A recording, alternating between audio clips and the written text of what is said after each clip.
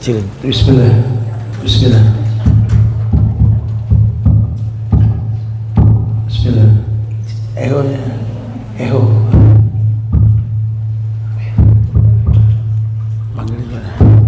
Kapotnya pusing kepala dengannya. Eho, Eco di sana Eco.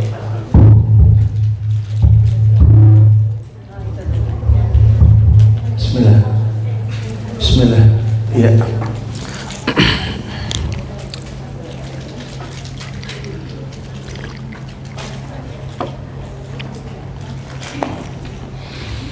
A'udzu billahi minasyaitonir rajim. Bismillahirrahmanirrahim. Assalamualaikum warahmatullahi wabarakatuh. Alhamdulillah. Alhamdulillahilladzi arsala rasulahu bil huda wad dinil haq liyuzhirahu 'ala ad-dini kulli wa kafa billahi shahida. Wa asyhadu an la ilaha illallah wahdahu la syarika lah wa asyhadu anna Muhammadan abduhu wa rasuluh. Ya ayyuhalladzina amanu taqullaha haqqa tuqatih wa la tamutunna illa wa antum muslimun. Ya ayuhan nasu taqu rabbakumul ladzi khalaqakum min nafsin wahidah wa khalaqa minha zawjaha wa bassa minhuma rijalan katsiran wa nisaa'a wattaqullaha alladzi tasaaluna bihi wal arham innallaha kana 'alaikum raqiba. Ya ayyuhalladzina amanu taqullaha wa qulu qawlan sadida yuslih lakum a'malakum wa yaghfir lakum dhunubakum wa may yuti'illaha wa rasulahu faqad faza fawzan 'azima. Amma ba'du fa inna ahsanul kalam kalamullah wa khairal huda Muhammadin sallallahu alaihi wasallam wa syarrul umuri muhdatsatuha wa kullu muhdatsatin bid'ah wa kullu bid'atin dhalalah wa kullu dhalalatin finnar. Ma'asyiral muslimat, ibu-ibu, para akhwat yang semoga Allah selalu berikan keberkahan dunia dan akhirat. Alhamdulillah, kita bersyukur pada Allah di siang hari ini Allah kumpulkan kita kembali melalui majelis ilmu Aisyah ini di ruang Sisesa, yang mudah-mudahan Allah jadikan yang kita lakukan ini seperti yang kita niatkan. Innamal a'malu binniyat. Semua tergantung apa yang diniatkan. Tapi kita sedang mengkaji bahasan tentang perjalanan kehidupan setelah kematian. Sampailah kita pada bahasan tentang as-sirat. As-sirat, ya, ini adalah peristiwa yang akan ada di hari kiamat. Satu persatu, ya, dari mulai kematian, kemudian dibangkitkan dalam kubur, pertanyaan kubur, sampai akhirnya kita masuk ke as-sirat ini. Ya, di surat Maryam, di buku tersebut, ayat 71 hingga 72, Allah berfirman, kata Allah, wa minkum illa wariduha kana ala rabbika hatman maqdiyah summa nunajjil ladzina taqaw wa nadharu zalimina fiha jisiyya. Ada ayat yang Allah firmankan, kata Allah, wa minkum illa wariduha, tidak ada seorang pun di antara kalian illa, kecuali wariduha, akan mendatangi neraka. Kana ala rabbika hatman maqdiyah, di mana ini udah dipastikan sama Allah. Jadi hukum asalnya manusia ini mendatangi neraka. Datang itu ya mendekat, ya tufuna bainah wa bainah hamimin an. Ada yang tawaf di pinggir neraka. kan apa namanya, yang namanya sirat itu kan di atas neraka. Maka dikatakan di sini bahwa wa minkum illa wariduha kana ala rabbika hatman maqdiyah. Dan buat Allah ini sebuah kepastian yang telah Allah putuskan. Thumma nunajjil ladzina taqaw wa nadharu ladzina wa nadharu zalimina fiha jisiyah. Kemudian kami Allah akan menyelamatkan orang yang bertakwa dan membiarkan orang yang zalim di dalam neraka dalam keadaan berlutut. Kullu ummati yadkhulunal jannah illa man abah. Wa man abah ya Rasulullah? Man a'tani dakhalal jannah wa man asani faqad abah. Ada riwayat lain yang bergandeng dengan bahasan ini bahwa Nabi bilang seluruh umatku ini akan masuk surga illa man abah, kecuali yang nggak mau. Ada yang nggak mau. Sahabat nanya, siapa yang nggak mau ya Rasulullah? Kata Nabi, man atani dakhalal jannah wa man asani faqad abah.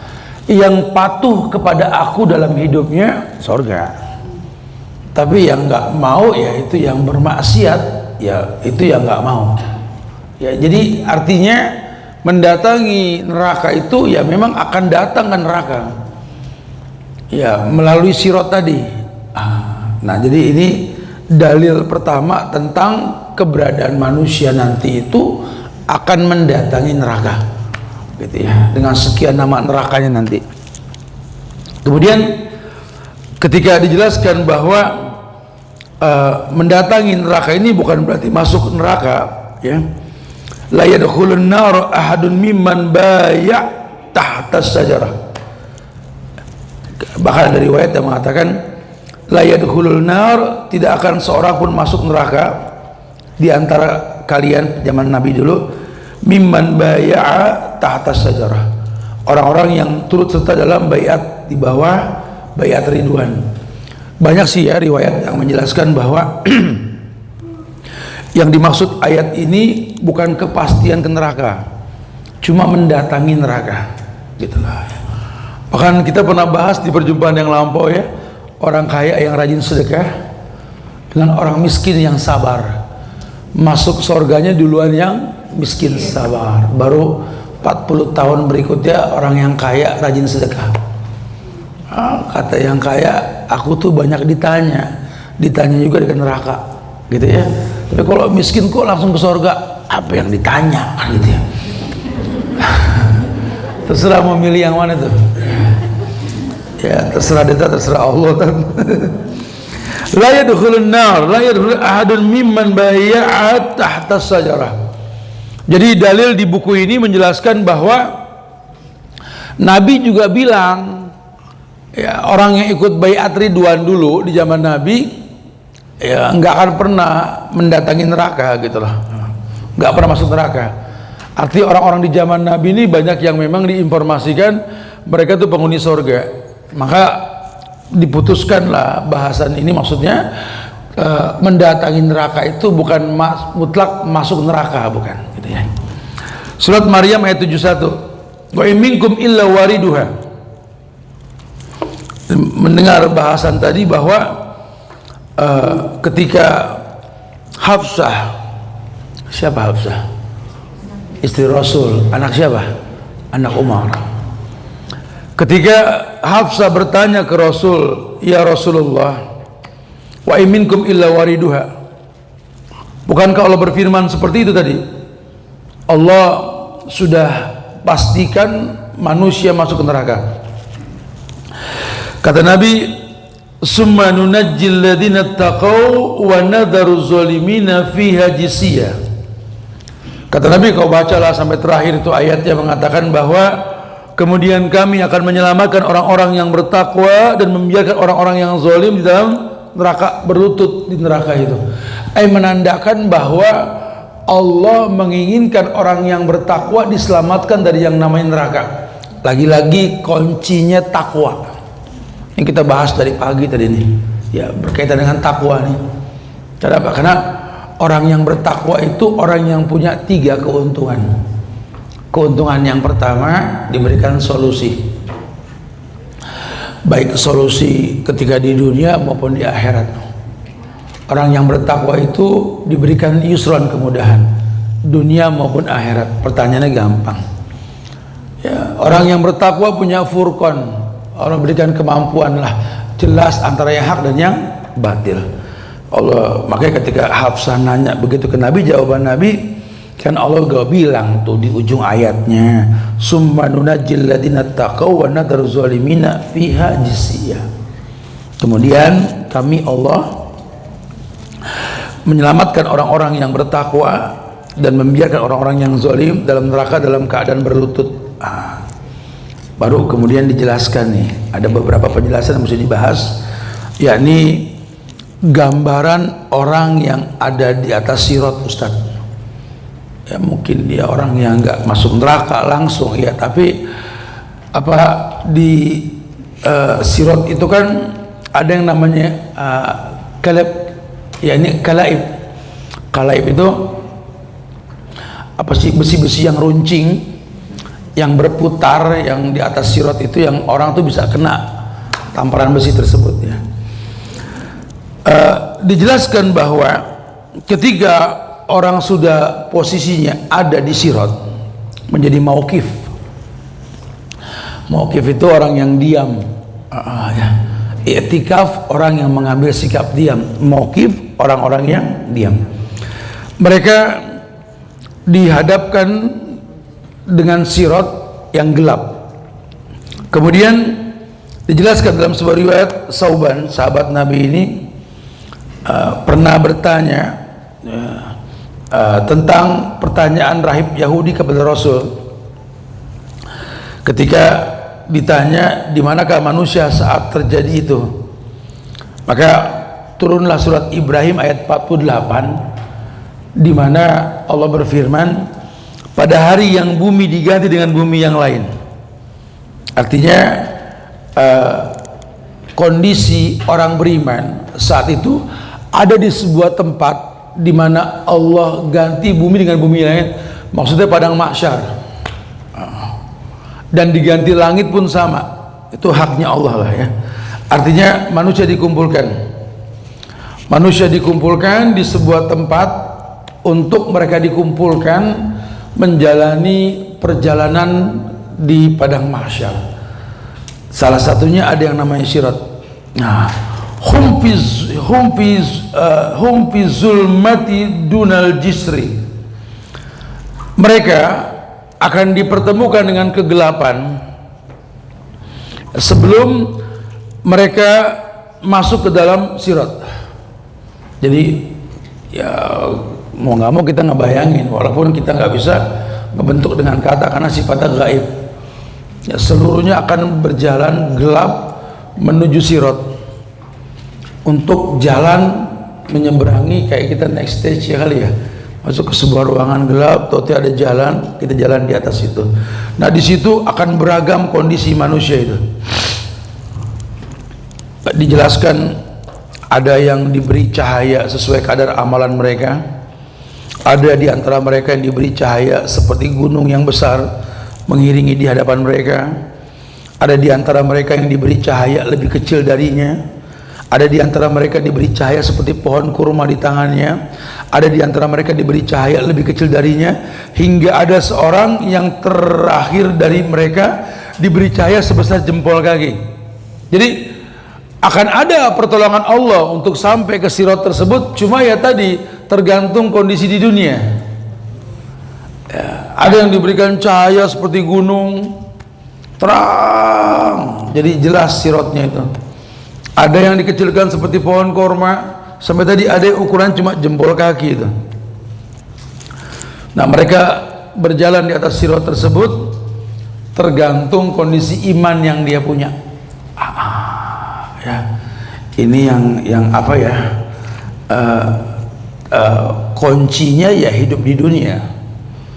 Kita minta sama Allah, ihdinas siratal mustaqim. Sirat itu siratal mustaqim, jalan yang lurus. Kalau di dunia kan siratal ladzina an'amallahu alaihim minad nabiyyin wasiddiqin wasuhada wassalihin wa hasuna ulaika rafiqa. Kalau di dunia memang orang-orang yang siratal mustaqim yang kita minta dalam Al-Fatihah kita itu siratal ladzina an'amallahu alaihim minan nabiyyin, jalan yang lurus, jalannya para nabi, para siddiqin, orang yang benar dalam beragama, syuhada, orang yang mati syahid, wassalihin, orang yang soleh. Di dunia iya orang suka minta ihdinas siratal mustaqim, itu ayat itu dibaca kayak minta diuji. Tunjuki kami jalan yang lurus, berikanlah kami jalan yang lurus. Jalan siapa? Jalan orang-orang yang diberikan kemudahan oleh Allah. An'amallahu alaihim minan nabiyyin, jalannya para nabi, siddiqin, orang yang benar, wasyuhada, orang yang mati syahid, wassalihin, orang yang soleh. Jadi sebenarnya kalau kita minta ihdinas siratal mustaqim itu kita kayak minta diuji. Ya, diuji seperti mereka. Ya, wajarlah orang makin bagus agama makin kuat ujian. Ya, berasa ya kita kalau makin dekat sama Allah makin tinggi ujiannya. Ya karena memang kita minta seperti itu sama Allah gitu. Iya. Dan nanti jalan yang lurus itu pun diterjemahkan sirat yang nanti siratal mustaqim, jalan yang memang lurus di padang mahsyar yang bakal kita lalui. Macam-macam nanti dijelaskan di sini.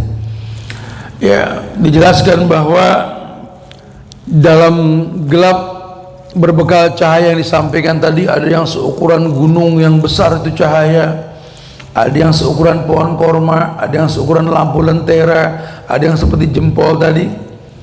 Ini kita lewat sirat, kemudian di sirat itu ada kalaib, yakni jamak dari kalub. Tadi sudah saya sampaikan, seperti besi berbentuk jangkar yang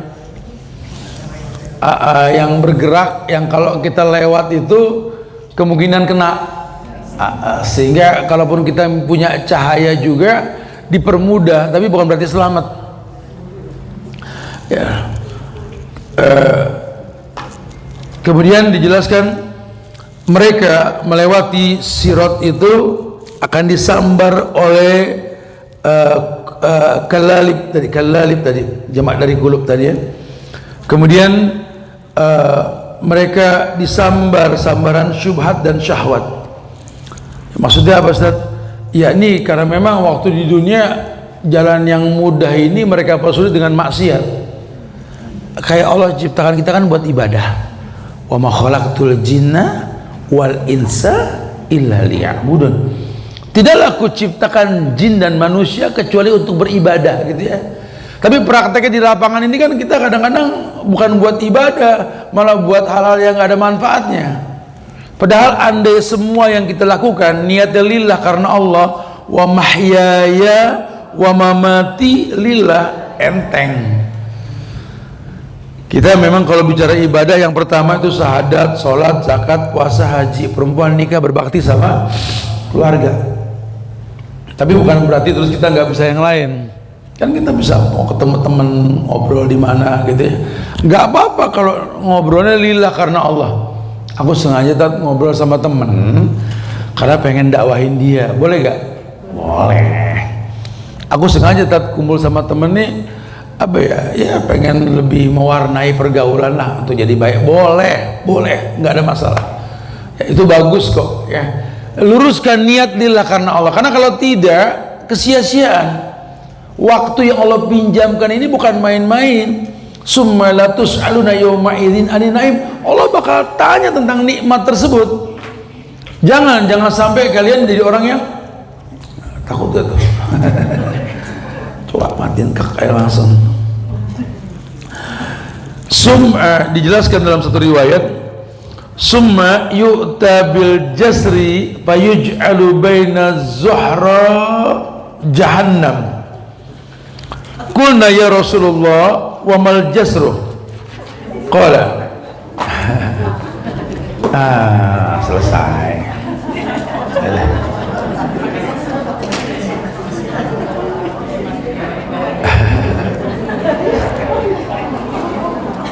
Udah kata serangganya curang, kerubutan. Apa-apa bunuh serangga tuh boleh kalau memang membahayakan.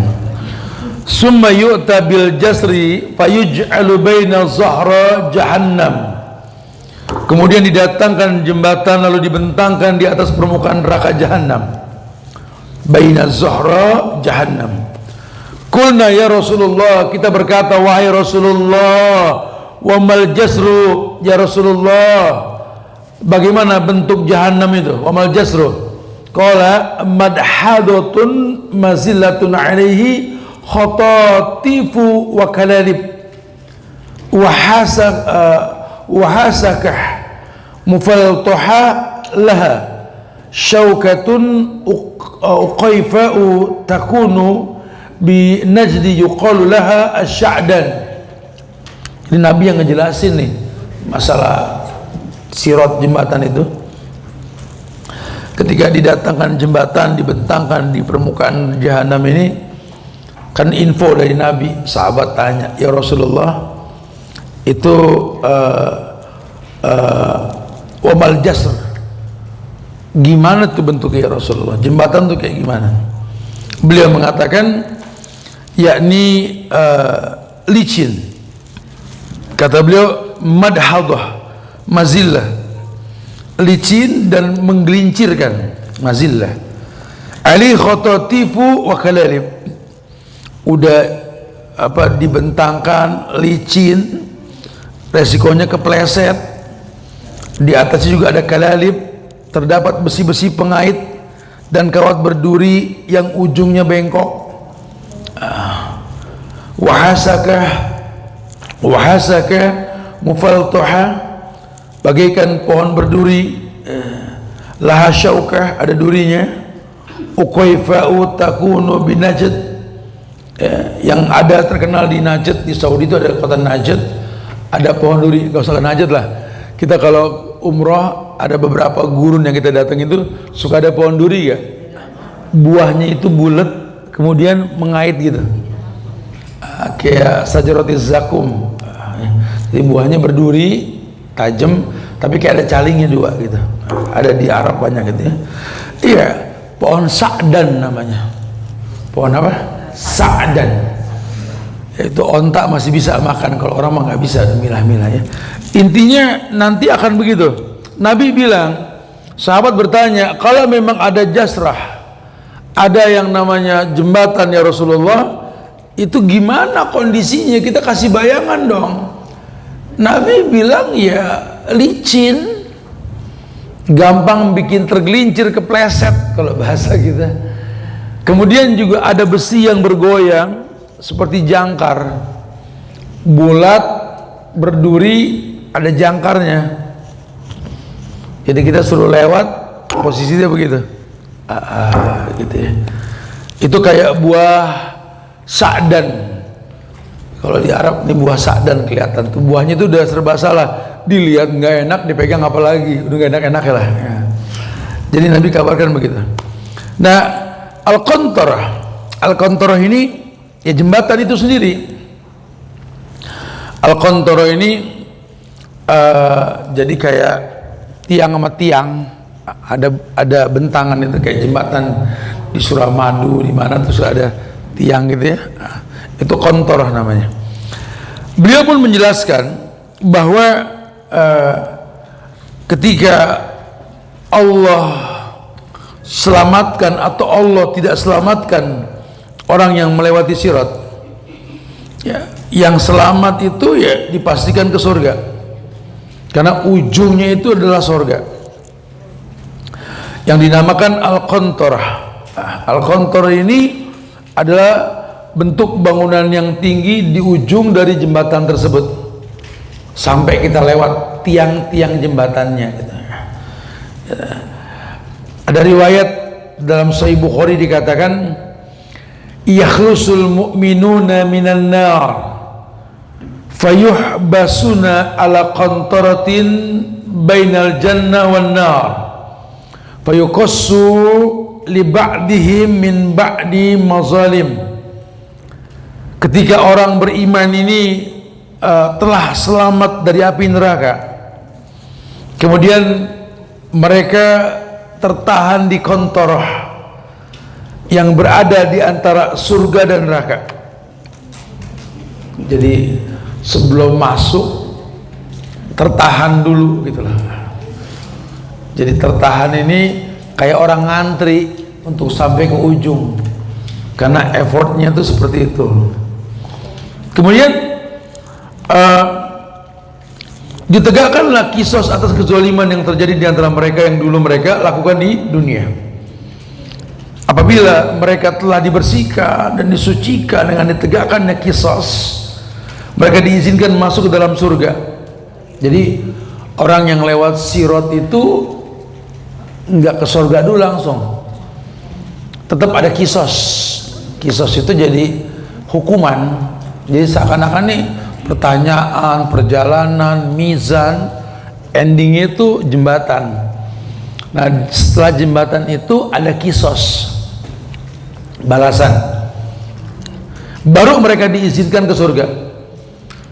Kemudian Nabi mengatakan, fawallahi ya walladhi nafsu Muhammadin biyadih, yang jiwa Muhammad di tangannya, la ahaduhum ahada bimanzilihi fil jannah minhu bimanzilihi kana fid dunya.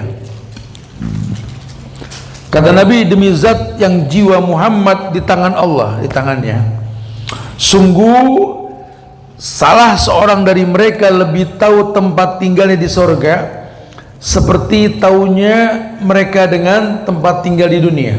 Artinya gini, kalau orang yang sudah bagus agamanya, udah sampai sirat itu udah kebayang bakal kemana di sorga. Tapi kalau memang orang yang masih tetap banyak dosa, walaupun sudah selesai sirat masih was-was, aduh nggak habis nih gitu ya. Ya Allah, masih ada lagi kisos. Di situ nanti ada orang yang Nabi bilang, atadruna mal muflis. Kata Nabi, tahukah kalian siapakah orang yang muflis, orang yang rugi? Allah dan Rasul lebih tahu. Kata Nabi, sahabat mengatakan, al muflis la dirhama lahu wala dinara. Orang rugi itu orang yang nggak punya dirham, nggak punya dinar, nggak punya uang. La, kata Nabi, orang yang rugi itu orang yang ketika dia bawa kebaikan banyak berjumpa dengan Allah, tapi dia berbuat maksiat ke orang, maka orang tersebut nuntut diambil kebaikan yang dia punya menutupi kekurangan dia, sampai habislah yang dia bawa berjumpa dengan Allah. Allah bebankan dia dengan dosa orang lain yang dia zolimin. Kita sholat tapi mulut kita sama orang, ya Allah, jahat gitu ya, dapat pahala sholat, cuma nanti di akhirat yang dijahatin tuh komplain. Akhirnya sama Allah diambil pahala sholat dikasih ke dia. Ada lagi yang komplain, ambil pahala, terus begitu. Lama-lama tekor. Ketika dia udah nggak punya pahala, ya yang ada dosa orang yang dia zolimin itu dibebanin sama dia. Itu yang dibilang rugi. Ya, wa iyyadubillah wa na'udzubillah. Masya Allah ya. Itu kisos itu adanya, kata Nabi, setelah sirat, setelah lewat masuk sirat, kemudian seperti itu. Jadi makanya tadi saya bilang kayak gak beres-beres, udah selesai di padang mahsyar, udah sampai mizan, ini malah suruh lewat jembatan, udah gitu gelap lagi.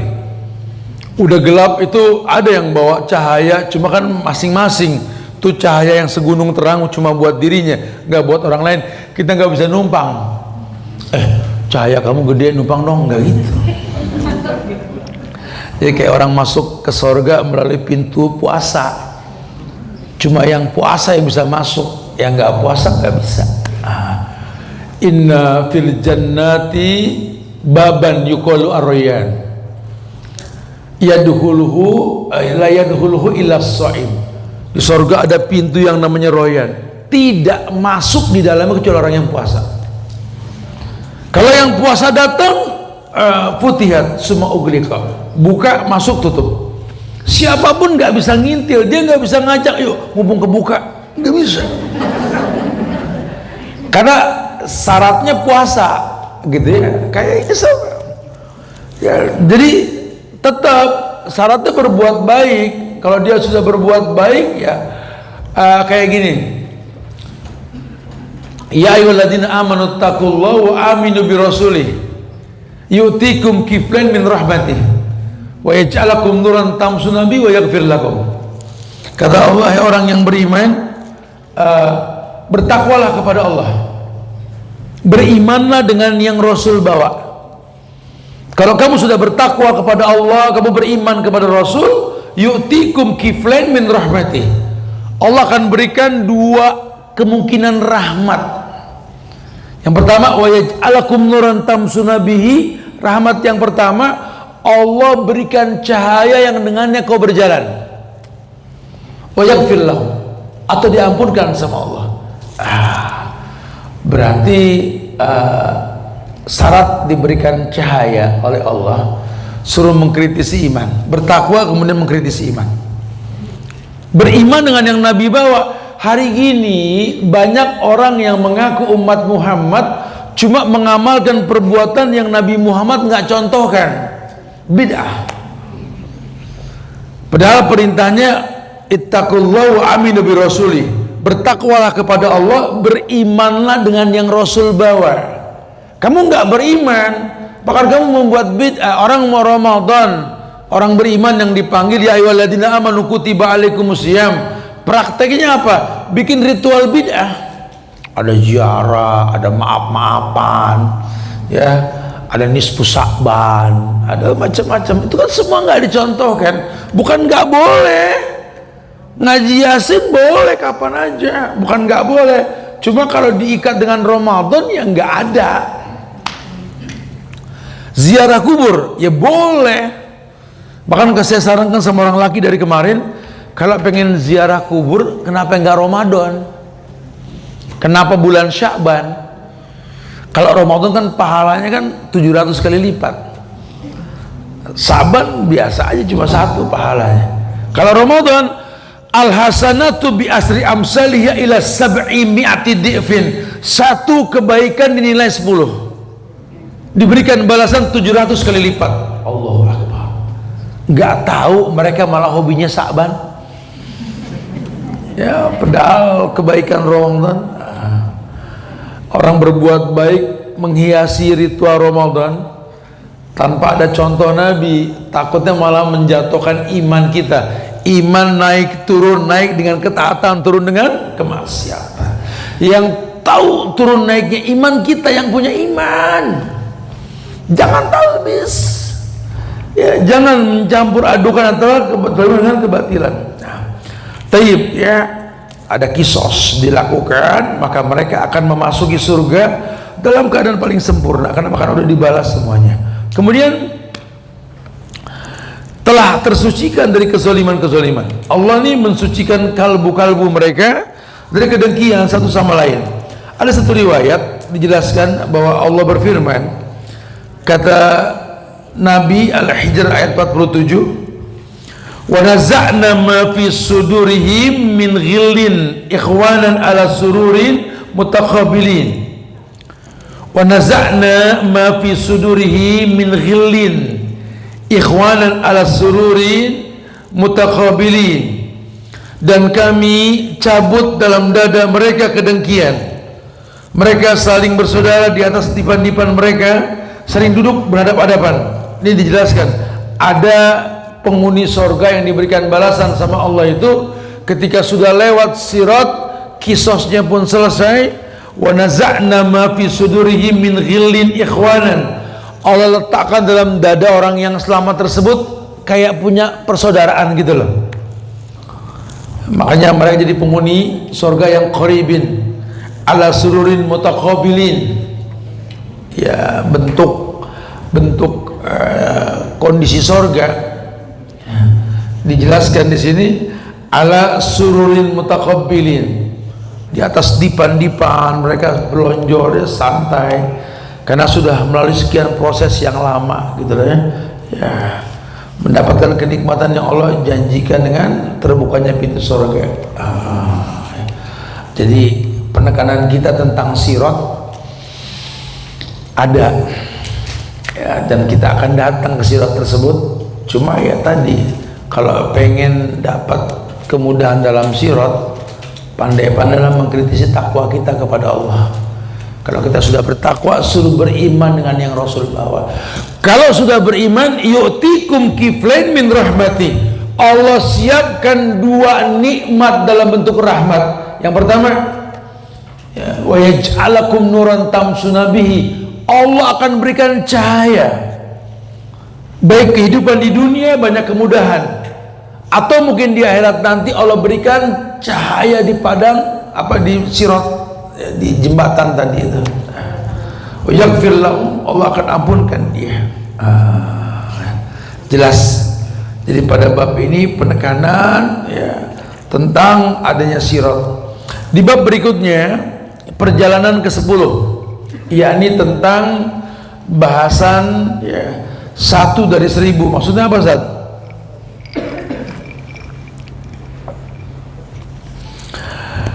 Satu dari 1000 ini kemungkinan orang yang berhasil untuk menghadapi fitnah pada mahsyar sampai sirat nanti itu. Dijelaskan bahwa Nabi pernah bersabda, kata Nabi, ma minkum min ahadin illa sayukallimuhu rabbuh laisa bainahu wa bainahu turjuman wala hijabun yahjubuhu. Tidak ada seorang pun di antara kalian ini kecuali Allah akan berbicara dengannya. Tidak ada penerjemah antara Allah dan hambanya, dan tidak ada hijab yang menghalanginya. Jadi ya, bahwa nanti ada di padang mahsyar nanti Allah ngomong langsung sama hamba-hamba. Kebayang, di dunia kita nggak pernah kenal Allah, ini mau ngomong sama Allah, masuk akal gitu. Jadi kayak orang minta sesuatu sama Allah sementara nggak pernah ada mukadimah. Saya sampaikan dari bahasan pagi itu, kita kadang-kadang suka kesal kalau mau Ramadan gini mendadak banyak saudara yang datang, nggak pernah nongol Ustadz, nggak pernah basa-basi, tautonya dadakan muncul minjem duit gitu loh. Ngeselin gak tuh? Ya kan gitu, bahasa kita ngeselin. Kata ulama, begitulah yang kau lakukan ke Allah, nggak pernah zikir, nggak pernah muji Allah, sekalinya berdoa minta yang dipengen, mirip gitu. Jadi kamu tuh sama Allah tuh begitu, makanya Allah kasih bayangan di dunia enak gak digituin. Nah, kalau Allah sih maha pengampun, it's okay. Yas'alu man fis samawati wal ard kulla yawmin huwa fi sya'nin fa bi ayyi ala'i rabbikum. Kalau Allah sih nggak masalah, jadi takdir yaumiyah, takdir harian yang diminta. Cuma kalau manusia kan ngeselin. Ya aku kenal sama dia Ustaz, dan dia juga tahu aku, rumah aku dia tahu, aku juga tahu rumah dia. Bertahun-tahun nggak pernah say hello, tau-taunya dadakan muncul cuma pengen minjem, ngeselin banget. Sama Allah juga digituin apa sih? Nggak pernah zikir, nggak pernah wirid, sholat assalamualaikum kabur, Quran rupa naro, denger puasa kaget mulu, mau Ramadan gitu ya. Aduh, ini orang. Tapi kalau berdoa, ya Allah masukkan aku ke surga, toyor malaikat tuh bagus. Kita tuh suka begitu tuh jamaah sama Allah ya. Hubungan kita nggak bagus, coba minta yang bagus. Apa nggak sering dibilang hubungan kita sama Allah kayak hubungan sama ambulan. Kalau lagi perlu nanya semua orang, ada yang punya nomornya nggak? Mau ngapain? Aku perlu ambulan. Tapi setelah saya make, nggak ada lagi yang mau kenal tuh ambulan.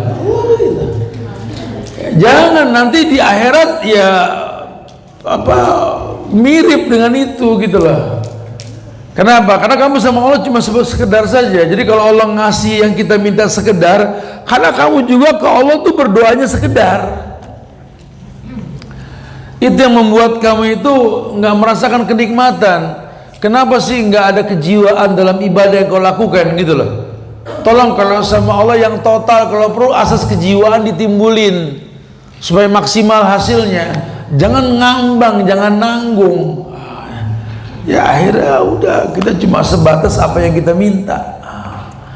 Ya Masya Allah. Maka dijelaskan tadi di surat apa, di hadis riwayat Imam Bukhari itu, ma minkum min ahadin illa sayukallimuhu rabbuh laisa bainahu bainahu turjuman wala hijabun yahjubuhu. Padahal kamu tuh di akhirat nanti bakal ngomong sama Allah langsung. Kenapa di dunia kamu nggak mau kenal Allah? Kenapa? Walillahi asmaul husna fad'uhu biha. Kenapa sih di dunia kamu nggak minta dengan namanya? Allah tuh punya nama-nama yang sempurna, minta dengan nama tersebut. Udah saatnya dong, ayo disiplin dong ya. Luangkan waktu untuk menghafal nama Allah. Jangan sampai kita nggak ada yang kenal Allah. Khawatirnya kita berdoa ke Tuhan yang kita nggak kenal. Allah sudah bilang aku punya nama yang sempurna, minta dengan nama tersebut. Kamu berdoa tiap hari cuma nggak kenal Tuhan kamu, gimana sih? Lucunya merasa dijawab, kayaknya sih dijawab, dan kayaknya lebih fatal lagi, sepertinya Allah nggak mau dengar dasar. Ya ilahi Rasulullah. Karena kita nggak kenal Allah, ya kita nggak kenal Allah. Ini padahal kata Allah, laisa bainahu wa bainahu turjuman. Nanti ketika dia ngomong ke Allah nggak ada penterjemah di antara mereka. Karena kalau buat Allah ini bukan kita ngomong Arabnya, Allah paham semua bahasa. Cuma akidah kita ke Allah gimana gitu loh. Akidah itu atau siku bil kuwah, ikatan yang kuat antara hamba dengan Tuhannya. Anda nggak terikat sama Allah, akhirnya ya nggak ngerti lah hidup ini buat apa, cuma sekedar gugur kewajiban.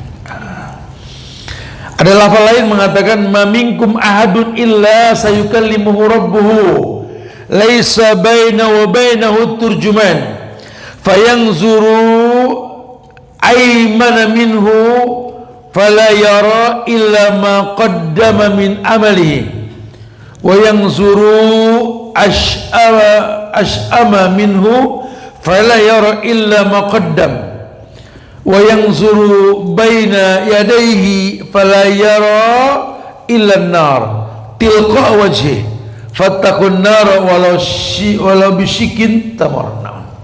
Kata Nabi, jauhkan dirimu dari yang namanya neraka walaupun dengan sebutir korma. Maksudnya apa Ustaz? Iya, Nabi perintahkan begini, tidak ada seorang pun di antara kalian kecuali Allah akan berbicara dengannya. Jadi nanti Allah bakal ngomong sama setiap orang. Kemudian dia melihat di sebelah kanannya, tidaklah dia melihat kecuali apa yang telah dia lakukan dari amalannya. Lalu dia melihat ke sebelah kiri, tidaklah dia melihat kecuali apa yang telah dia lakukan dari amalannya. Lalu dia melihat ke depan, begitu pula dia lihat ke belakang, begitu pula. Maka takutlah kalian kepada api neraka walaupun dengan secuil korma. Kalau nanti sudah ngomong sama Allah, akan terbongkar semuanya. Apalagi kalau sampai yang dayus, Allah nggak bakal lihat, nggak bakal ngomong.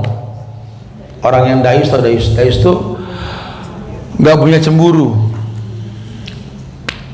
Orang laki sih, ya.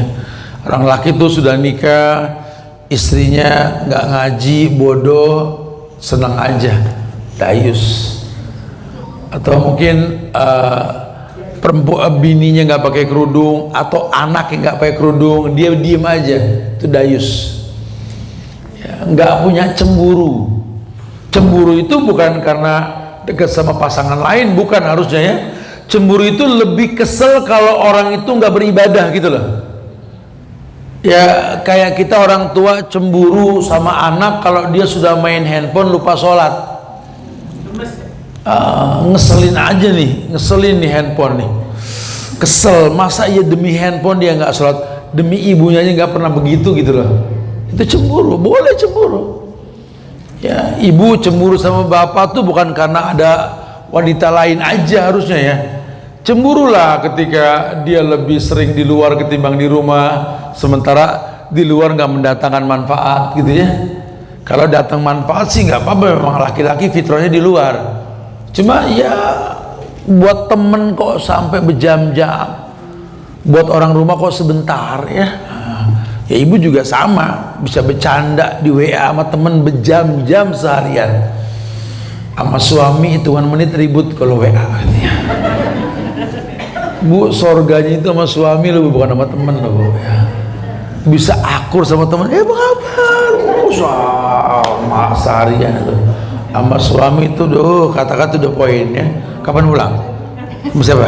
Cepat ya gitu. Enggak, iya ya, kadang-kadang begitu. Tapi kalau sama temen, basa basinya panjang benar. Pandai-pandailah meletakkan diri pada posisinya bu. Kita juga laki dikritisi kok ya, artinya kadang-kadang kalau buat nongkrong, ngopi, makan nggak hitung-hitungan. Kamu orang rumah sampai koretnya, astagfirullah. Ya sama-sama kita kritisi, kita lagi belajar ya. Jadi akhirnya ya itulah yang terjadi.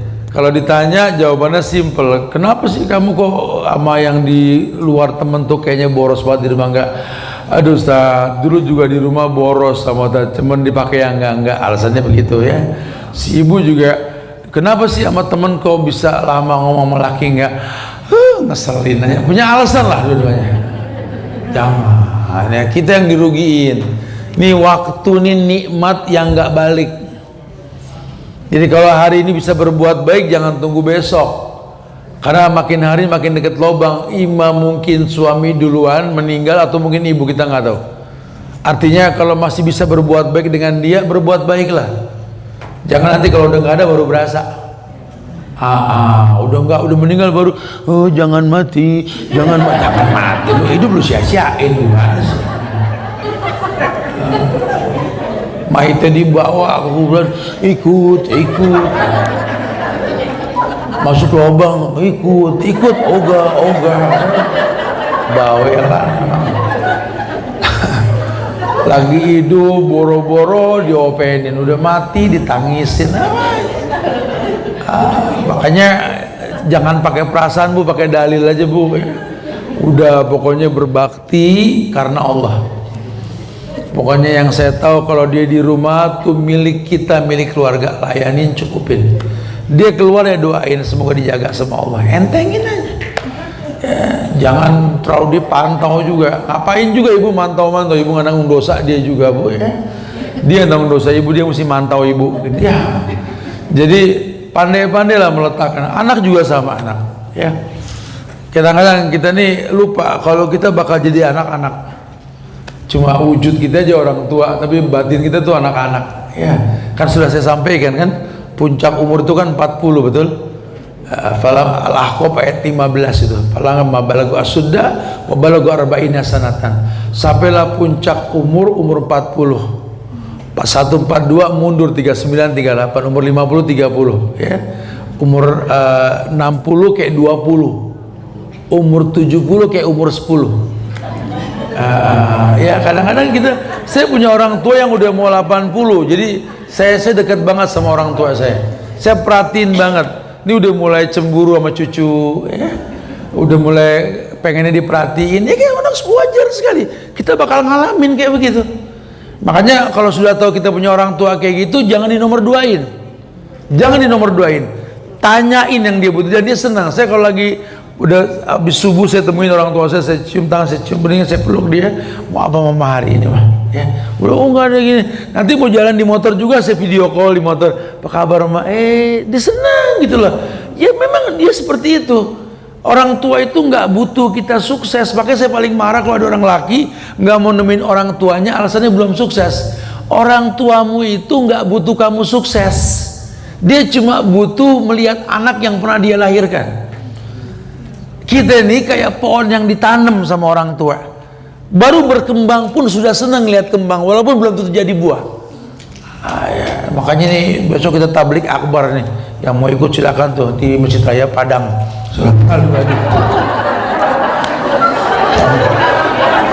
Ya, Yang punya saudara lah ya. Saya ada tabligh akbar besok tanggal 22 di sana ya. Jadi judulnya itu Ramadan bersama ibu ya. Jadi ada hal yang susah kita jelaskan dengan kata-kata. Kalau udah urusan cinta sama orang tua tuh kayaknya abjad itu kurang huruf gitu loh ya, karena kasih mereka sepanjang jalan, ibu sepanjang masa, ayah sepanjang jalan, anak sepanjang jalan, kadang-kadang kayak gitu ya. Jadi Masya Allah ya maklumi, apalagi kalau sudah 75, 76 lebih kayak anak-anak nanti. Kalau kita gandeng tangan pasangan kita, bukan dia senang, dia ngiri. Berapa lama tangan mama nggak digandeng kayak gitu? Datang masa itu, dan kita semua bakal ngalamin nanti. Makanya al-jaza bijinsil amal, balasan tergantung perbuatan. Ya apa yang kita perbuat itu yang bakal kita rasa nantinya gitu ya. Masya Allah. Taib. Kemudian dijelaskan dalam bahasan tentang masalah ini yang kita bahas sekarang ini, dikatakan bahwa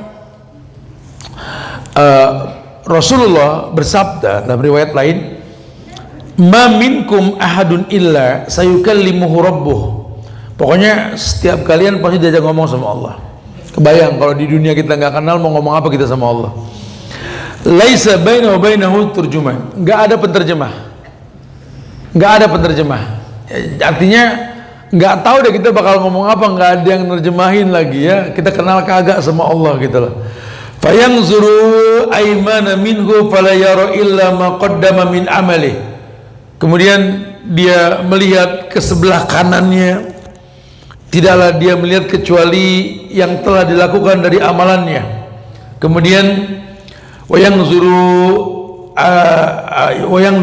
ash'ama minhu fala yara illa ma qaddam. Begitu pula ngelihat ke kiri, ngelihat dosa yang pernah dia perbuat. Wa yanzuru baina yadayhi fala yara illa an-nara tilqa'a wajhi fattakun nara walau bisyikki tamar. Kemudian tidaklah dia melihat kecuali orang yang telah dia lakukan dari amalannya, lalu dia melihat ke depan, tidaklah dia melihat kecuali api neraka di hadapan wajahnya. Maka takutlah, kata Nabi, takutlah kalian akan api neraka dengan cara bersedekah walaupun dengan sebutir korma. Jadi nanti Allah ngajak ngomong, kita ngelihat ke kanan, lihat perbuatan baik kita, lihat ke kiri dosa yang kita perbuat, lihat ke depan neraka berkobar. Kalau udah begitu, kata Nabi, dan semua orang bakal begitu. Beliau mengatakan, yakni fattakun nar wala bisyikki tamar. Tolong dong, kata Nabi, kita ini semua bakal begitu. Yang nyelamatin itu sedekah. Bersedekahlah walaupun dengan sebutir korma. Sampai begitu bahasa Nabi. Makanya sahabat-sahabat Nabi itu paham banget ketika Nabi ngomongin, kalaupun besok terjadi kiamat, hari ini masih bisa menanam sebutir korma, tanam. Maksudnya gimana, Ustaz? Karena Allah bisa ngundurin waktunya ya, kita nggak tahu itu masyiahnya Allah. Sama seperti kita, kalaupun mungkin memang dokter sudah bilang kita nggak lama lagi sakit lah ini, itu kan kata dokter, tapi hari ini masih bisa berbuat baik. Setiap kita bakal masuk ke sirat, akan ngelihat nanti neraka di hadapan kita. Kata Nabi, tolong sebelum itu terjadi bersedekahlah walaupun dengan sebutir korma, supaya nggak kejilat dengan api neraka. Walau bikalimatin thayyibah.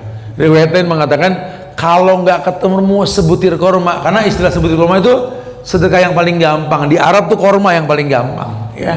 Makanya kalau kita beli korma, insya Allah halal, nyobain sampai enak ya. Suka ke pasar korma kan ya, kita nyobain nggak bakal dilarang. Emang di negeri kita lagi musim dukun, nyobain satu, nyobain lagi ditepak, tadi udah gitu kan. Kalau di Arab enggak ya, mereka tahu ada sedekah dengan itu. Kalaupun korma enggak ada, walau bikalimatin thayyibah, karena memang korma enggak ketemu, bersedekahlah walaupun dengan perkataan yang baik. Kalimat thayyibah, apa kalimat thayyibah? Assalamualaikum, ya Allah, barakallahu fiik, jazakillah, itu kata-kata baik. Insya Allah ya, tayyib, Allah berikan yang baik, gitu lah. Kalau orang-orang Arab tuh kalau kita perhatikan, kita ngerti bahasa Arab, itu manggil orang tuh dengan kata-kata yang baik. Semua orang dipanggilnya Abdullah. Kita mah taunya si dulu aja kan. Abdullah tuh hamba Allah. Ya Abdullah, wahai hamba Allah. Ya Thayyibil Walad, wahai anak yang baik. Apa kata-kata baik semuanya, nggak ada yang nggak baik. Allah yubarik. Kita kalau kenal sama mereka tuh ahlan wa sahlan, kaifa, alhamdulillah, barakallahu fikum. Itu doa-doa nggak beres-beres kalau mereka itu. Kenapa? Karena memang kalimat thayyibah. Kalimat thayyibah. Kalimat thayyibah kita juga la ilaha illallah wahdahu la syarikalah, lahul mulku wa lahul hamdu wa ala kulli syai'in qadir. Itu kalau kita baca 100 kali, dosa seperti buih di lautan pun hilang. Ayo dong, ngapain bengang-bengong nggak baca? Mendingan bengongnya kita baca. Ya, subhanallah wa bihamdi, subhanallahil azim, la ilaha illallah. Terus itu kalimat thayyibah. Ya, karena kita cuma terbrainwash untuk mengatakan Allah itu jahat, Allah itu kejam. Hei, Allah maha baik. Terbukti kok banyak orang menzolimi Allah, mengatakan Allah punya anak, Allah tetap ampunkan dia. Lihatlah ya, berapa banyak orang yang seumur hidup berbuat dosa, kemudian dia bertobat, tobat bikin dia masuk surga. Berarti dia belum berbuat baik, coba dengan tobat Allah ampunkan dia. Ya, masya Allah. Ya, ini membuktikan bahwa Allah maha baik. Jadi jangan terus dianggap, aduh nanti gimana ya ketemu Allah bakal buka. Lah, kita punya Allah Ar-Rahman Ar-Rahim. Ya, bawa dosa sebesar langit dan bumi untuk minta ampun. Ya, Allah akan ampunkan. Yang penting jangan berbuat syirik. Banyak sekali hal-hal yang mendatangkan manfaat dalam hidup kita kalau kita berilmu. Ya, masya Allah. Taib. Ya. Kemudian dijelaskan pula bahwa istilah satu yang selamat dari 1000 ini, seperti riwayat lain yang mengatakan bahwa Nabi bersabda, yaqulullah azza wa jalla ya Adam. Allah pernah berkata gini, ya Adam, wahai Adam, fayaqul labaika wa sa'daika wal khair fi yadaik. Nabi Adam dibilang, "Hei Adam," kata Adam, "aku penuhi panggilanmu, aku sambut seruanmu dengan penuh kegembiraan." Beliau Allah mengatakan, akhrij ba'sun nar. Wahai Adam, ya, kata Allah, keluarkan utusan neraka, yakni manusia yang akan menghuninya. Adam berkata, apa utusan neraka ya Allah? Allah mengatakan, dari setiap 1000 orang 999 jiwa. Nabi Muhammad berkata, pada hari itu anak kecil menjadi beruban. Setiap wanita yang hamil melahirkan kandungannya. Kamu melihat manusia mabuk padahal mereka tidak mabuk. Namun demikianlah azab Allah amatlah pedih. Jadi gini, penghuni yang selamat dari neraka itu, ya, dari 1000 itu satu. Maksudnya gitu. Jadi sangat sedikit sekali, ya. Saking seremnya ini kabar tentang neraka, Nabi bilang, anak kecil yang dengar ubanan langsung. Jadi uban itu menandakan pusing pala berarti ya. Makanya ada doa laki-laki itu, kalau perempuan kan doa buat pasangan, hablana min azwazina wa zuriyatina qurrata a'yun. Kalau laki-laki itu riwayat Imam Bukhari, Allahumma inni a'udzubika min zaujatin tusayyibuni qoblal masyib. Kata Rasul, wahai laki-laki banyak berdoa dengan ini. Allahumma inni a'udzubika, ya, min zaujatin tusayyibuni qoblal masyib. Ya Allah, aku berlindung kepadamu dari pasangan yang bikin beruban sebelum waktunya. Iya, itu ada khusus doa kayak begitu ya. Saya juga nggak tahu maksudnya apa.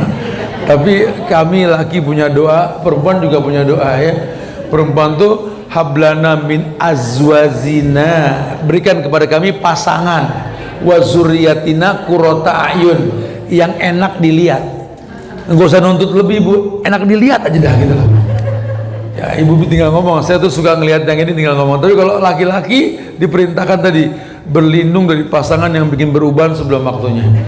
Saya belum beruban, saya belum tahu maksud apa gitu ya. Kebanyakan menceritakan bahwa betapa banyak ujiannya di situ, karena sebaik-baik laki ini yang paling menyiapkan maklum buat perempuan. Kata Nabi, khiyarukum linisaikum, sebaik-baik kalian yang paling menyiapkan maklum buat perempuan yang kalian miliki. Siapa yang kalian miliki? Ibu, adik kakak perempuan, istri kalian, anak perempuan, atau mungkin saudara kita ya secara umum perempuan ya. Jadi memang nggak gampang untuk itu, tapi disuruh berlindung seperti itu gitu ya. Tayyib, jelas dipastikan bahwa utusan penghuni surga dari 1000 itu satu gitu loh. Ketika Allah perintahkan untuk mengambil utusannya itu, ternyata seperti itu. Kemudian dijelaskan pula bahwa kabar Nabi tersebut membuat para sahabat berat, karena 1000 banding 1. Ya Rasulullah, di mana kami dari seorang laki-laki itu? Maksudnya contoh tadi, kalau 1001 kami di mana posisinya? Beliau bersabda, bergembiralah kalian, karena sesungguhnya dari Yakjus dan Ma'jus 1000 orang dari kalian 1 orang. Artinya kalian juga menjadi orang yang guroba gorib, kayak sekarang nih, orang yang betul-betul perempuan di Jakarta yang pakai kerudung syar'i ngaji banyak, cuma lebih banyak yang enggak. Paham maksudnya ya? Badan Islam gorib, fasayaudu kama bada apatu balil guroba. Islam itu asing, tapi akan kembali asing. Beruntung orang yang asing dengan dunia ya. Jadi terkesan kalau kita sudah ngaji, kita baik, banyak sih kalau gini ada circle-nya nih ya, tapi tetap yang nggak baik lebih banyak. Nabi hibur para sahabat, nggak usah khawatir ya, tetap orang baik walaupun sedikit berbanding tadi. Kalau Ya'juj dan Ma'juj jumlahnya jutaan, ya dari 1000 kalian 1, begitu bahasanya ya. Dari keluarga ada 1 yang menonjol di agama, dari tempat kumpul-kumpul tongkrongan ada 1 yang menonjol gitu ya. 1 ustadz 1000 jamaah, begitu bahasanya. Tetap aja biar bagaimana kalian punya kesempatan. Makanya kalau sudah tahu hukum, pakai walaupun mesti asing ya. In lam yakun bika alayya ghadabun fala ubali. Banyak orang yang nggak suka sama aku ya Allah, nggak apa-apa, yang penting jangan engkau yang nggak suka. Ukurannya gitu. Biarin mama masih dibenci sama kalian, mama pengen ngomong tegas, sholat titik. Kita tegas sama anak gitu kan. Walaupun nggak ada yang ngingetin, di sini cuma mama yang paling cerewet, nggak apa-apa, nanti mama udah nggak ada baru berasa. Nggak ada yang ngingetin lagi. Ya orang tua begitu, orang tua subhanallah. Jadi yang dia tahu, dia punya anak, dia senang sekali mengingatkan. Saya suka kadang-kadang ketawa sendiri kalau nemuin orang tua. Saya habis ngimamin sholat subuh di masjid, subuh selesai imam, saya pasti nemuin orang tua saya. Nggak mau saya ngomong sama orang kecuali sama ibu saya dulu tiap pagi gitu. Assalamualaikum warahmatullahi wabarakatuh. Udah sholat belum? Baru ngimamin. Jadi orang tua begitu, orang tua begitu. Kita nggak usah heran. Kesel banget tat sama orang tua tat. Kita baru sholat disuruh sholat lagi. Emang begitu. Jangan jadi hakim buat orang tua kita. Udah maklumin. Jangan pelit sedekah. Astagfirullahaladzim. Kita suruh ngomong, kita udah sedekah kali. Ya ma, insya Allah mama kasih, dia diingetin. Begitu aja udah. Gak usah jaga mulut Maya. Gak usah begitu. Durhaka kita sama orang tua anak. Kita makan, kalau nggak habis nih yang bersih nih, kita nggak tahu butir yang mana tuh ada berkahnya. Itu yang ngomong gitu kita sama dia kemarin medal gitu lah, dibalikin orang tua kelas, nggak apa-apa, jadi ngingetin. Tapi kalau udah nggak ada baru berasa nanti ya. Masya Allah ya, mudah-mudahan Allah kasih yang terbaik lah insya Allah ya. Jadi seperti itulah kondisinya. Ya. Adapun tentang info tentang ada beberapa dalil surat Al-Hajj ayat 1 hingga 2, Abasa 34 hingga 37, itu dalil yang kita jelaskan tadi Ya ayuhan nas ittaqu rabbakum inna zalzalatas sa'ah syai'un 'azim yauma tarawnaha tazhalu kullu murdi'atin amma arda'at wa tad'u kullu dhati hamlin hamlaha wa taran nasa sukara wa ma hum bisukara walakin adzaballahi syadid. Dalil tentang tadi saking seremnya itu kiamat ya, Allah bilang, hai manusia, takutlah kalian kepada Allah. Kenapa? Karena goncangan hari kiamat itu perkara yang amat besar. Pada hari kalian melihat di hari tersebut ya, setiap wanita yang menyusui meninggalkan bayinya yang sedang disusui. Padahal perempuan mana yang meninggalin bayi yang sedang disusui? Dan saat itu orang yang hamil pun rontok saking menakutkan ya. Masya Allah. Dan ini ayat yang bilang, nah kita insya Allah nggak ketemu. Kan kiamat nggak tahu berapa lama lagi ya. Wallahu a'lam bishawab. Tanda-tandanya juga yang besar, belum ada Dajjal, belum ada Imam Mahdi, masih lama lah. Alhamdulillah kita nggak ngalamin gitu ya. Karena pada pengen umur panjang kan, ya, mau sampai kiamat gitu. Jangan kelamaan ya. Kadang-kadang kita nggak takut sama mati, cuma kadang-kadang pengen mati buru-buru. Ya Allah, nggak kuat teman orang pengen mati gitu. Yauma yafirul mar'u min akhi wa ummi wa abi wa sahibati wa bani likulli imrin minhu yawma idzin sya'nu yughni. Karena pada hari kiamat semua orang sibuk. Ya, belum kiamat udah mulai kelihatan. Udah mulai kelihatan ya. Hari di mana manusia berlari dari saudaranya, ibu bapaknya, istrinya, anaknya, udah mulai. Kita belum kiamat aja sampai nggak sempet nemuin orang tua. Kita udah belum kiamat aja sampai nggak tahu apa yang kita cari. Kerja terus tiap hari sampai lupa, anak makin gede, ada orang yang nunggu, nih apa nih dunia nih. Begitulah kondisinya. Kita lebih sibuk sama temen sampai lupa surga kita di rumah. Begitu kan? Kiamat sudah tanda-tandanya ini. Yauma idzin sya'nu yughni. Kata Allah, pada hari tersebut orang semua sebetulnya sibuknya cukup banget. Hari gini lihat, apa nggak sempat ngaji, handphone aja. Apa yang disibukin? Apa nggak sempat ngelihat wajah orang tua, wajah anak? Hikmahnya apa? Allah bikin orang tua kita sakit. Kalau nggak sakit nggak ada yang kumpul anak. Tuh.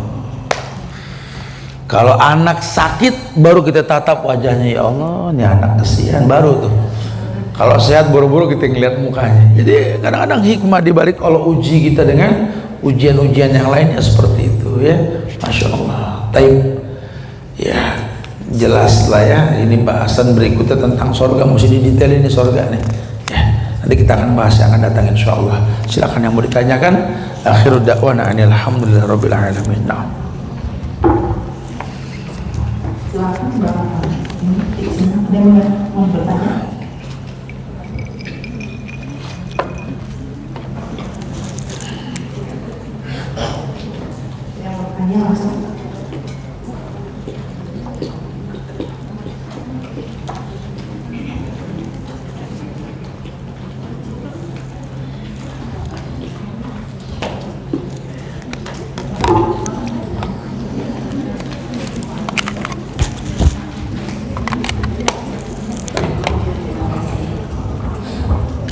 Assalamualaikum warahmatullahi wabarakatuh. Waalaikumsalam warahmatullahi wabarakatuh. Silakan Bu. Ya.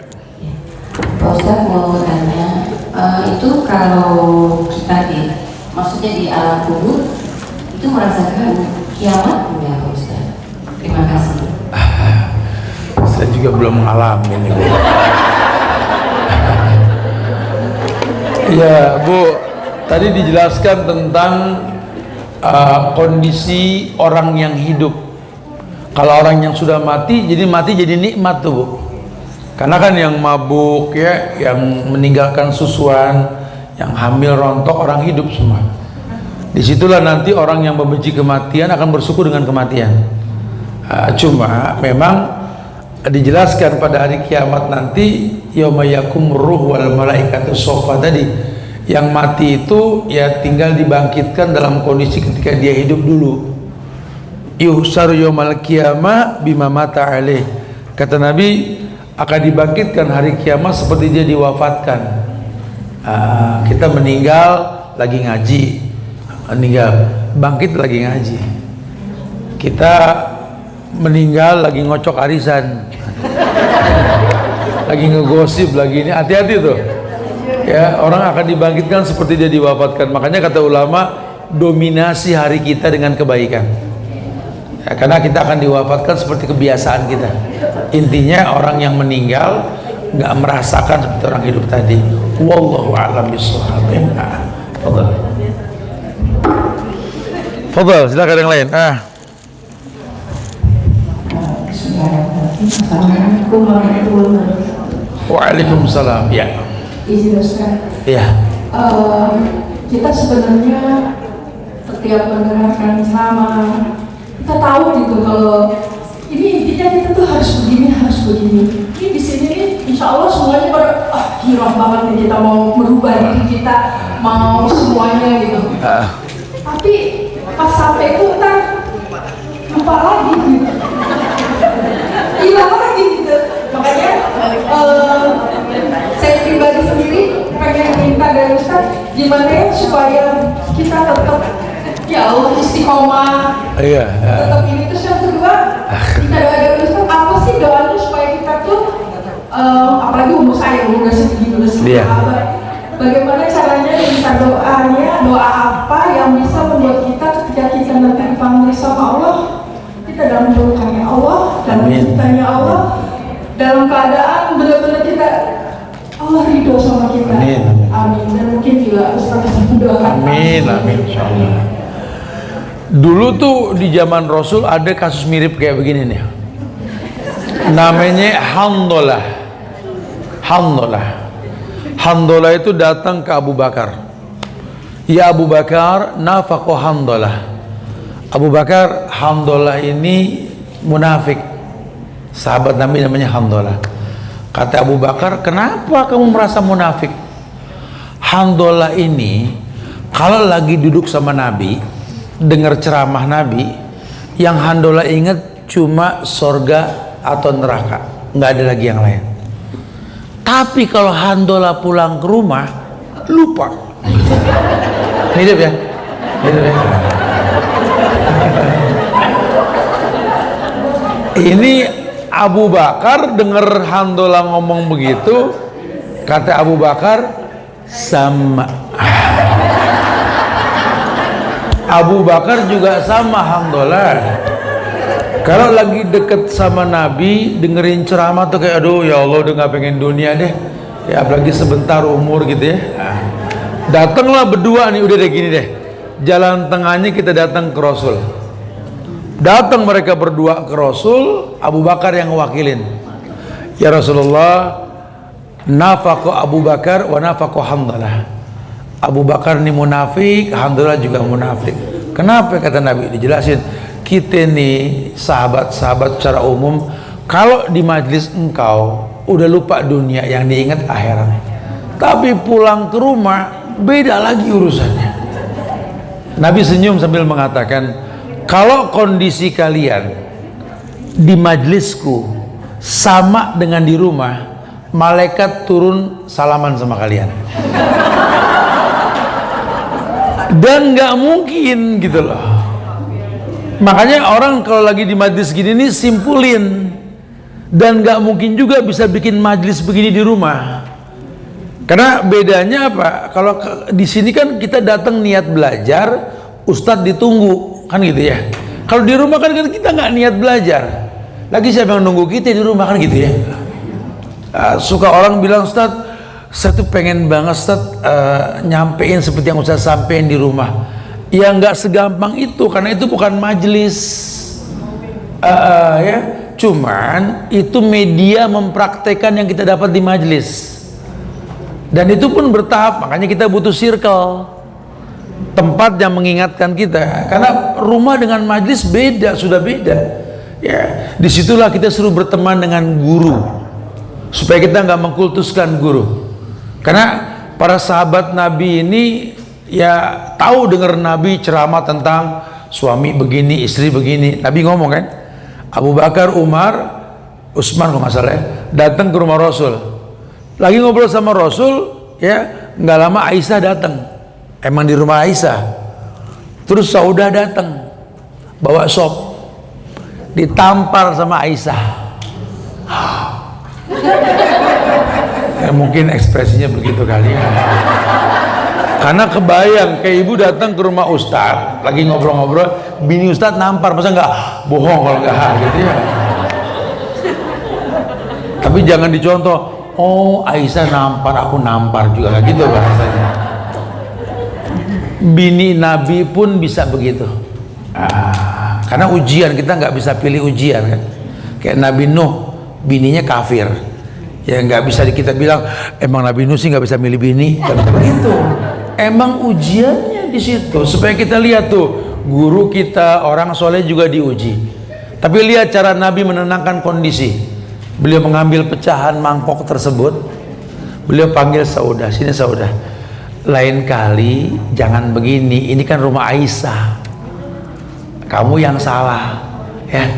Terus Aisyah Nabi ketawa, bilang sama yang lain, gharat ummuk, ibu kalian lagi marah karena ummatul mukminin gitulah ya. Yang saya maksud begini, jadi dengan kita berteman dengan guru-guru kita nih ya, kita akan tahu semuanya diuji, tapi nggak ada yang terwarnai dengan ujian. Kita ngajar anak orang sampai pinter, kadang anak kita nggak paham betul. Itu ujian. Ya, Nabi Nuh 900 tahun dakwah, anaknya si Kan'an kafir. Jangan dibilang emang Nuh sih nggak bisa ngedidik anak, nggak bisa begitu. Emang ujian. Kita ngomong masalah orang tua, Nabi Ibrahim dibakar sama bapaknya, itu ujian. Tapi lihat, mereka orang yang nggak merubah, nggak dirubah sama ujian. Nah kita pengen seperti itu, nggak gampang diwarnai dengan ujian ya. Wow, jadi seperti itulah kondisinya Bu. Jadi kita ini disuruh menyimpulkan dari yang kita dapat di majelis untuk di rumah. Tapi ingat, rumah bukan majelis, sehingga jangan menggurui.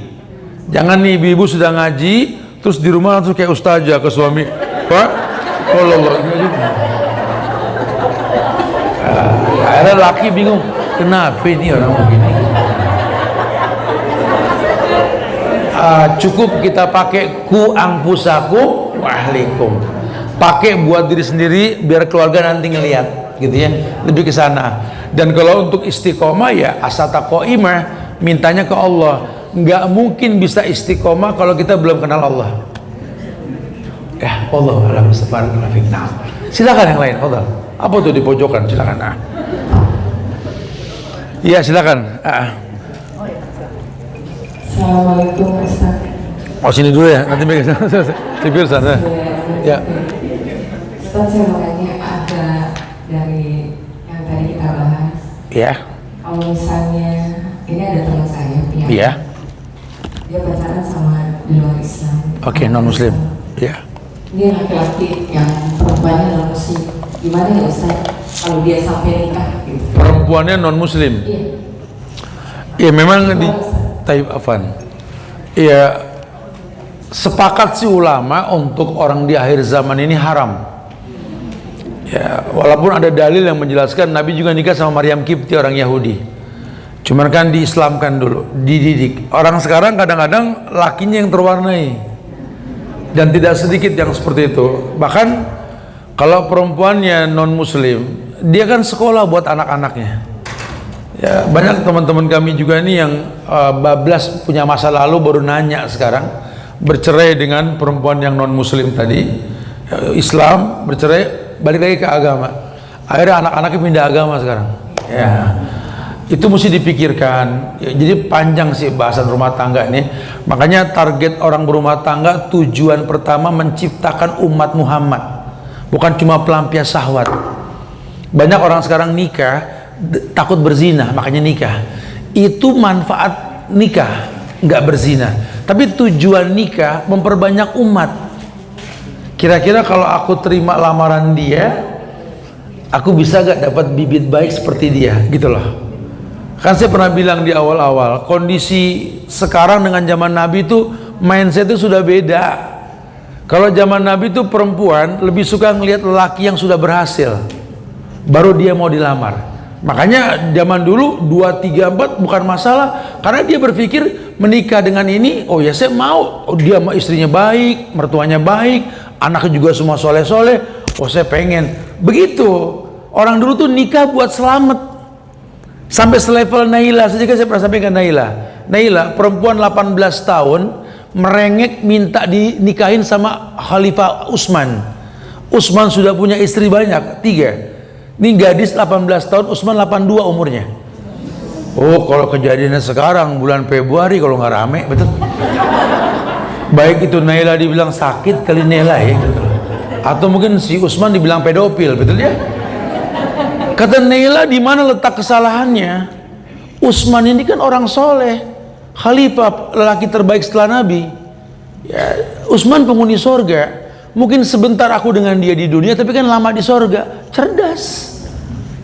Hari ini orang nggak nyampe ke sana mikirnya. Yang dia pikirkan kalau rumah tangga tuh buat romantis, gerandang gerending, berdua jalan gitu ya.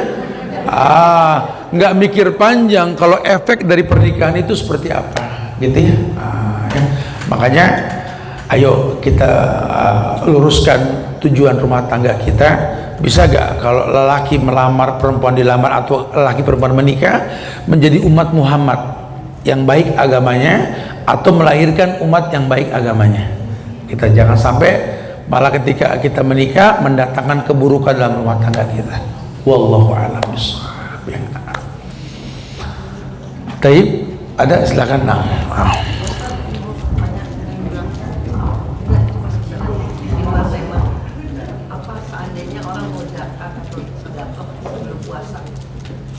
Biarkan kasih nggak apa-apa dulu. Bulan Saban, tapi niatnya pengen buat puasa. Tapi orang itu suka kalau orang suka sebelum puasa juga. Iya, innamal a'malu binniyat. Ini ada yang niat pengen sedekah Ramadan cuma ngasih bulan Sya'ban karena mungkin buat awal puasa ya. Innamal a'malu binniyat, semua tergantung niat. Nggak apa-apa. Aku kirim dulu sekarang ya, tapi aku niatin buat nanti ya. Boleh.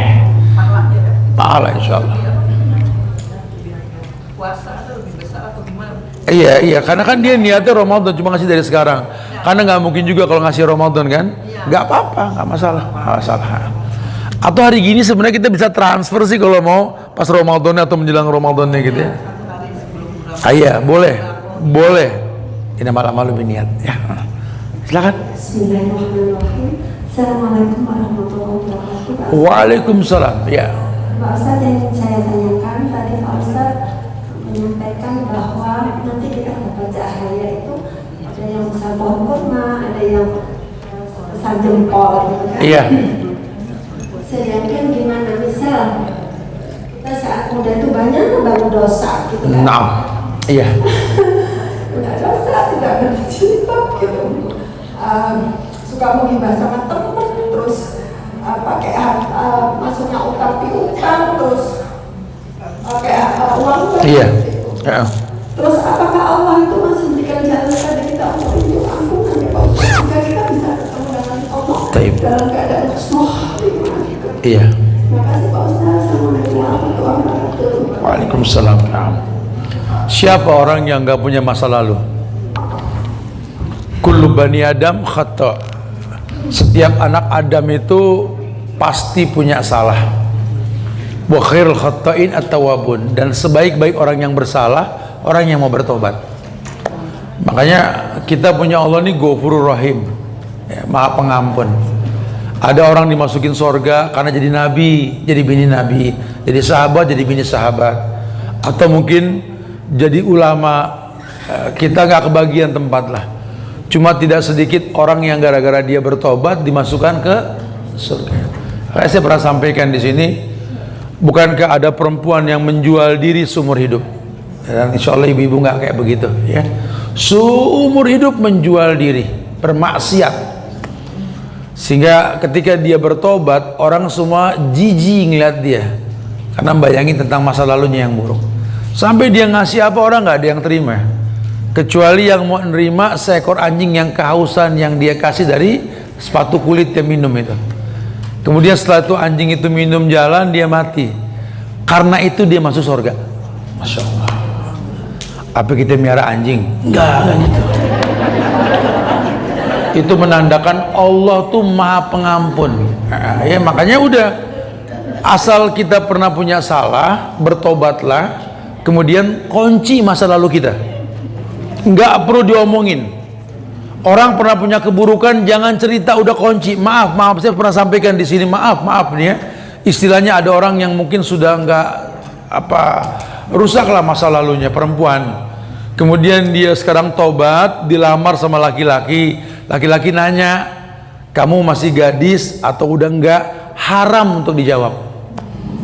Kecuali kalau statusnya dia janda, pernah nikah, lain hal ya. Kalau dia enggak pernah, halas, sudah. Jangan ngomongin masa lalu. Tawarkan diri kita yang sekarang. Al-amal bi khawatimiha. Amal tergantung akhir bukan awal. Itu indahnya Islam seperti itu ya. Barakallahu fiik. Baik, Jahir, semoga manfaat karena ada kegiatan yang harus saya nggak bisa tinggalkan nih. Saya minta maaf karena nggak bisa sampai asar ya. Mudah-mudahan yang akan datang nanti bisa lebih maksimal. Persiapan mesti safar ke Padang, kemudian juga mesti berangkat tanggal 26 ke Saudi nanti insya Allah. Kita tanggal 6 Maret udah sampai di Indonesia lagi nanti insya Allah. Ya mudah-mudahan Allah berikan keistiqomahan dalam hidup kita insya Allah ya. Selamat puasa ya. Semoga iman kita stabil, berjumpa dengan Ramadan, maksimal dalam puasa kita nanti insya Allah. Dan mudah-mudahan Allah juga berikan yang terbaik buat kita insya Allah ya. Buat majlis taklim Aisyahnya semoga Allah istiqomahkan insya Allah ya. Kita tutup dengan kafaratul majlis. Subhanakallahumma bihamdika asyhadu an astaghfiruka wa atubu ilaik. Assalamualaikum warahmatullahi wabarakatuh.